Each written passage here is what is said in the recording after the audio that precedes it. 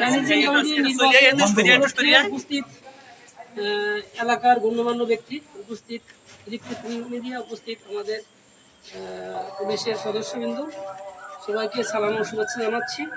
আসলে আমরা একটা শান্তিপূর্ণভাবে এই ভোট সম্পন্ন করেছি, এর জন্য এলাকাবাসীকে আমরা ধন্যবাদ জ্ঞাপন করছি।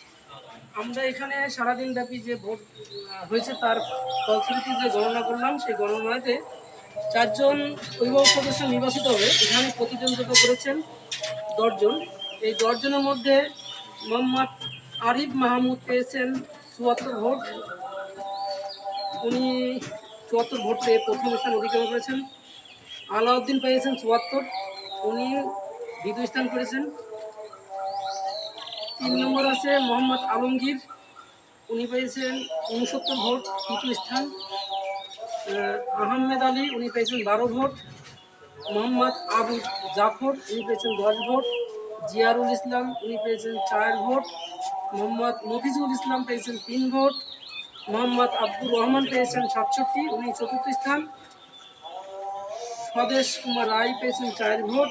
মোহাম্মদ হাফিজুর শেখ পেয়েছেন 5 ভোট।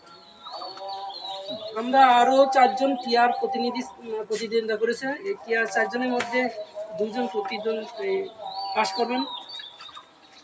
এর মধ্যে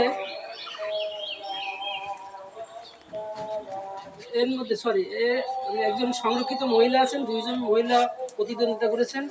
এই 2 জন মধ্যে প্রতিদ্বন্দ্বিতা করেছেন মোসাম্মদ রেহেনা খাতুন, উনি পেয়েছেন 75 ভোট, উনি প্রথম নির্বাচিত। আর রিক্তা খাতুন পেয়েছেন 7 ভোট।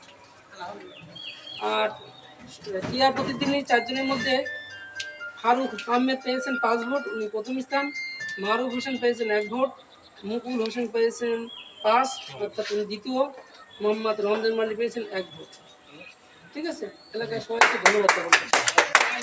সুন্দর সুন্দর সুন্দর, এই ফার্স্ট হইছি